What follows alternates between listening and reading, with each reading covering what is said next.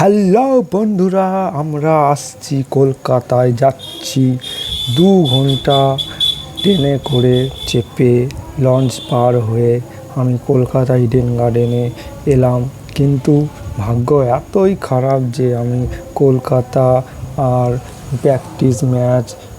Practice করতে এসছে, কিন্তু কলকাতার টিম বাসটাকে আমি দেখতে পারলাম না একটুর জন্যে।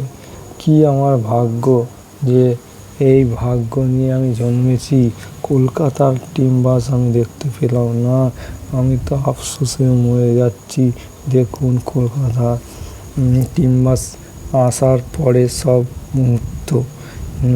রাহানে কি এবারে IPL জিতাতে পারবে? আপনার কি মনে হচ্ছে?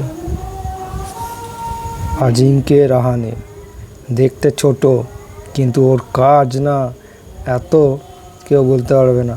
ইন্ডিয়াকে বর্ডার গাভাস্কার ট্রফি জিতিয়েছিল 1918 সালে হার্দিক রানা, KKR।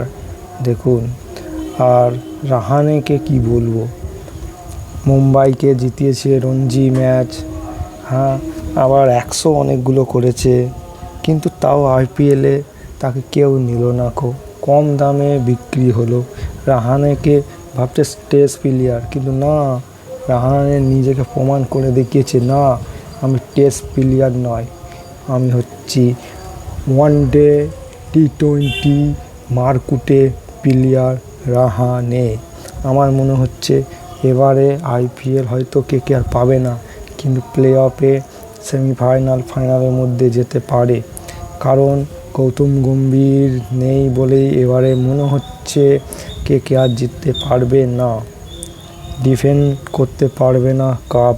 আমার একটু সন্দেহ হচ্ছে, কিন্তু KKR ইডেন গার্ডেনে যতবার আসবে আমি আসবো।